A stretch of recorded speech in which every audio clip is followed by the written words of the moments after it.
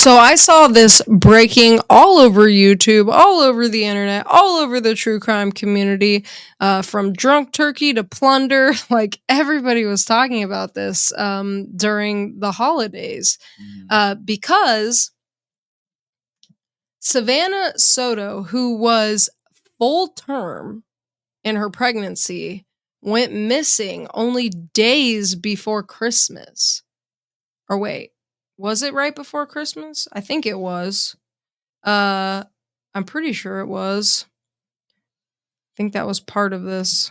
Hold on. I'm trying to remember the exact date. Yes, 12/23 is the day that they were reported missing in Leon Valley. Her and her boyfriend, Matthew Guerra. Now, there's a lot of interesting aspects to this case. It's really, really tragic what it ends up being, but she was missing. Everybody, like her family, her boyfriend's family, were on the internet, on social media, asking everybody to keep an eye out, talking about it. And of course, there were rumors going around. Okay. Apparently, in the past, Matthew had put his hands on Savana to the point where she had to go to the hospital. Oh. It got that bad. Okay. So there were a lot of rumors going around that maybe he had done something to her, because her mother said she was literally supposed to be on her way to the hospital to get induced, and she didn't show up. No way. And so her mother was very worried. The boyfriend had to be included in that. She right? Was it his kid? It was his kid. But so she's overdue. Like, she's literally overdue and needs to be induced because the baby's been in too long at this point. Like, they got to get it out now. And she doesn't show up, and her family's worried sick, of course. And these rumors start circulating, and we see all these images online of him holding up stacks of money, drugs, other things. And yes, he dealt drugs. I do not know the extent of that. I know A.R. Hayes said it was just weed. I'm pretty sure that's what he said. Sorry if I misquoted him. But then I heard Plunder talking about like how there was multiple substances, and there was rumors amongst people who knew him saying that he was moving real weight. I mean, no, he wasn't. If he was moving real weight, he wouldn't have pictures of money. That is exactly what AR has said too, and I agree with that. Yeah. Dude, anybody who's moving real weight is not on the internet flashing that stuff around. Nope. You are totally bottom line, okay? Yep. Like, you are a foot soldier. You're not moving anything big. Yep. Okay. So with all of that included, I think that he was the main suspect. And then there were rumors going around that his family was covering for him or had something to do with it. And then his brother actually posted a video online saying that he was raised by a good family, but it wasn't us. It wasn't me and my mom. It was his father raising him. And it was a good family, and he's a good person. And even if he did put hands on her in the past, it doesn't mean that he did this now, and he doesn't think that. But if he did do something to her, obviously he's not going to support him, and that's not okay. But he loves his brother, and to stop accusing their family of all of this stuff, it was getting to be too much. They couldn't handle all the rumors and the threats and everything. And anybody who does that, just come on, let the investigators work it out. The investigators clearly had some leads. They ended up releasing surveillance footage of their car, which is crazy.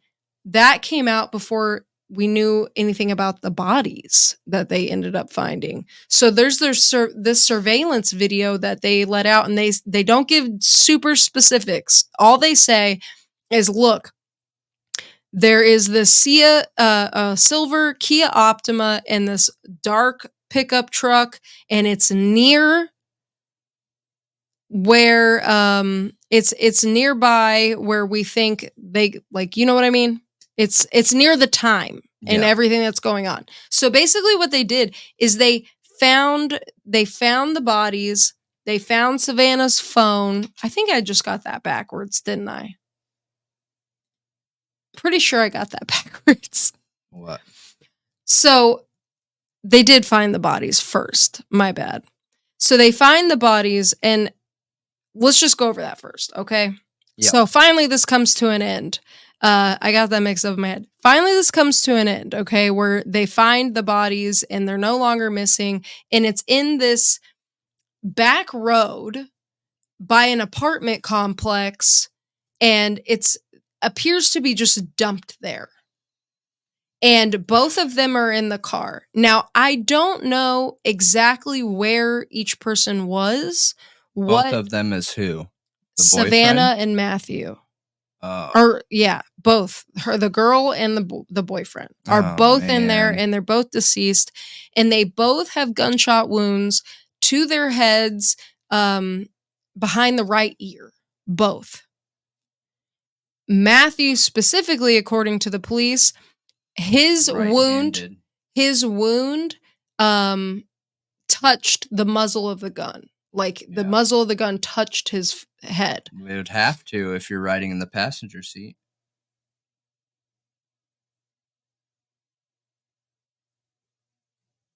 Was he in the passenger seat or was he driving? Well, I assume he would have been driving because I believe Savannah was in the passenger seat. Okay, then that was just by choice. And Matthew was found, supposedly, it looked like he had been dragged into the car. There was rumors that his pants were down and he looked like he had been tortured at some point, and that Savannah was in the passenger seat with the baby car seat on top of her.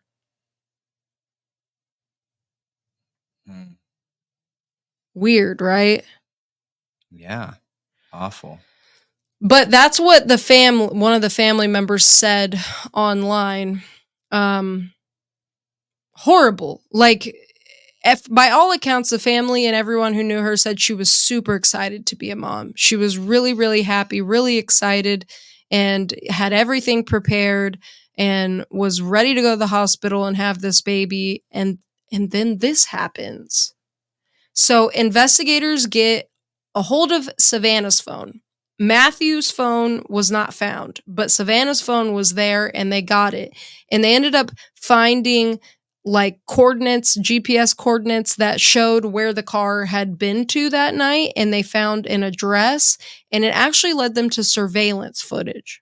So this surveillance footage shows their silver Kia Optima that they were found in, that's their car, and it shows it side by side with a dark pickup truck. And you see two people, and I heard I heard rumors that there was actually 3 people in it, but I didn't see that. But you see this heavyset guy get out of the pickup truck, and he's got a towel, and like you see this other littler person, and like it's like almost like a trade-off or something, and he gives them a towel, and then they drive off. And apparently this surveillance footage was nearby the crime and a few days before they found the bodies. Nearby the crime scene or the dumping area, because I don't think investigators believe that the crime actually happened there. They believe, and especially with the surveillance footage, like clearly whoever was involved drove the car. Yeah. So, I mean, they could, if depending on the circumstances. Someone else could also be in the back seat with a gun to them saying, turn right here, turn left here. Yeah. You know what I mean? That's why I thought the gunshot wounds were from somebody sitting in the back seat directing them where to go, and essentially they were driving themselves to their death. Well, it very well could have been that. It could have been. And I assume they would have moved Matthew out of the driver's seat to put him in the back seat so they could drive the car. Because we know they drove the car. Okay. So, the cops were asking about the surveillance footage. They put it out there and said, if you recognize anybody, like, please let us know. If you have any information, let us know. And then we see the arrest. These came out. So 8 days after they were found in their car, there were 2 arrests, and that is of Christopher Prasado, who is 19, and his father, Ramon Prasado, who's 53. And by the way, Savana was 18 and Matthew was 22. So Christopher was initially charged with capital murder, and his dad was initially charged with abuse of a corpse, and after helping him discard of the bodies.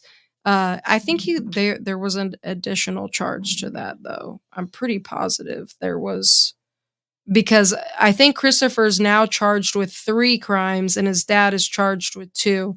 Yeah, so altering, destroying, and concealing a human corpse is the third one. So that's initially what they're charged with, and then they add on to Christopher's charges with the 2 his dad is charged with, which is abuse of a corpse and altering, destroying, concealing a corpse, a human corpse.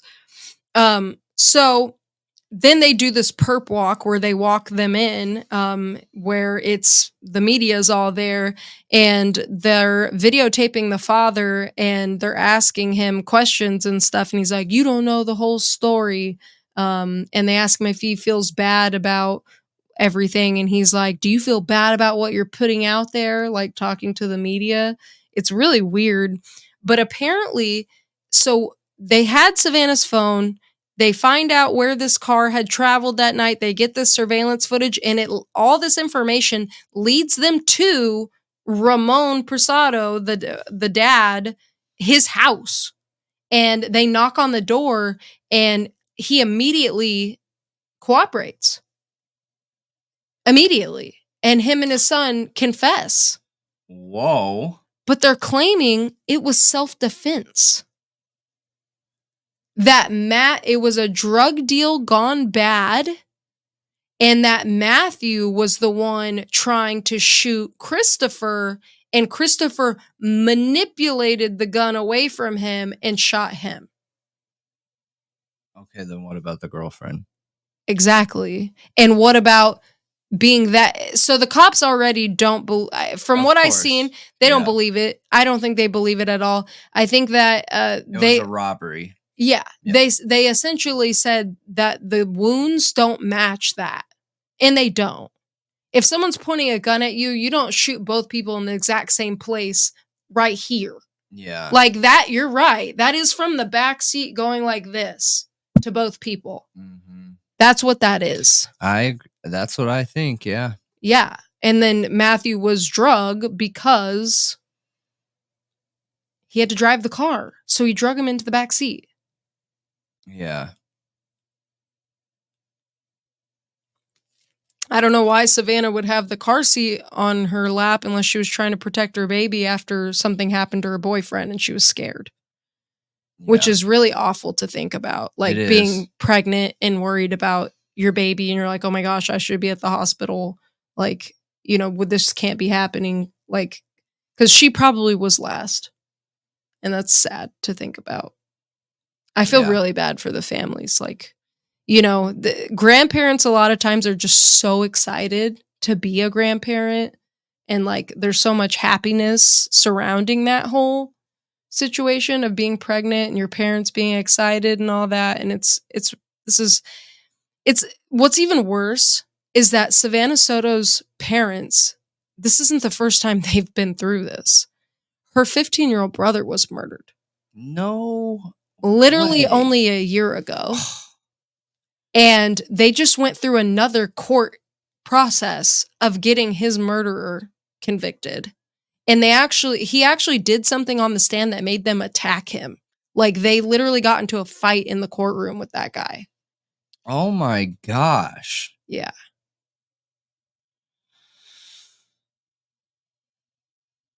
Wild story.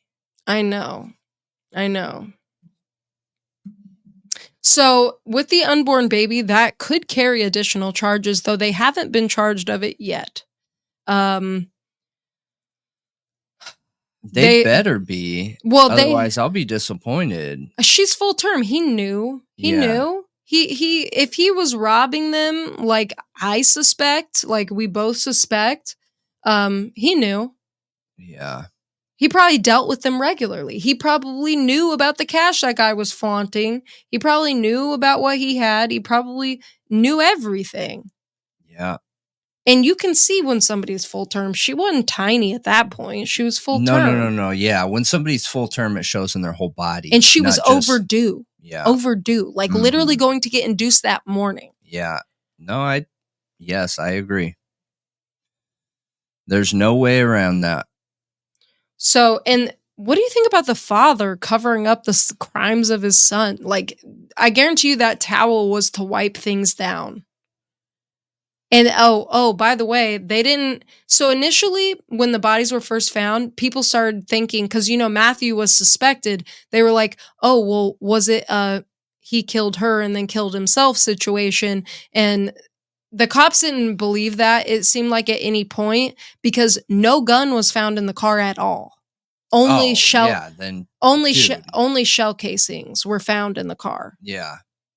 I mean, the shell casing should tell you where the shooter came from too, because assuming that it's like most guns, which the shell releases on the left-hand side of the gun, which would make it shoot backwards. If the gun was pointed like this, they would be in the back seat on both of them. So, unless they move stuff like that around. But he also confessed to it so quickly, like they're trying to get out of it. Here's the thing: if cops show up at your door, you're catching these charges, dude. Yeah. They're not there to just ask you something. Like you're on the radar. They make connections. Caught. Yeah, and maybe they said, "Look, hopefully they don't test it. Hopefully this. Hopefully that." But if they show up here, they're on to us, so we need to have a story. You know what I mean? Cooperated They probably immediately. talked about it beforehand. We're like, if they show up here, this is what we're going to do. And if they don't, then this is what we're going to do. And you know what I mean? Well, in a self-defense claim, if you can make that work in Texas, it's a good way to try to get off. But I don't think this is a good way. I don't think he's going to win. No way. Dude, this self-defense there's a claim, pregnant woman involved. Well, and the nature of the wounds. Like, dude, no way you're going to get self-defense on the nature of those wounds. Like, it's so obvious that's not self-defense. You just have two men who killed a full-term, on her way to the hospital, pregnant woman. Good luck with that. Trying to get off. Right. And you're both guilty. Like, you're on camera. You're on surveillance footage. Like your car, your truck is on surveillance footage. You admitted to it and then tried to claim it was self-defense. Like, seriously, lock them up and throw away the key. I agree. His father trying to cover it up at all just is disgusting. Come on. I agree with you. It is. Because he saw it too. Like, can you imagine rolling up to a crime your son committed and there's a pregnant woman in the seat? And like, you know? Yeah. Ugh. What?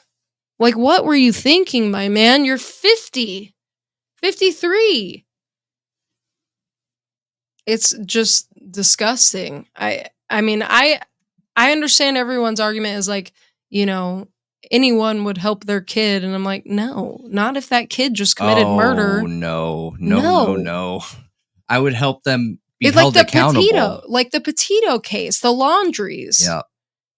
That's what that reminds me of, because that's what they did. I would help them be held accountable. Right. You can love them from prison, dude, but like you got to do your time.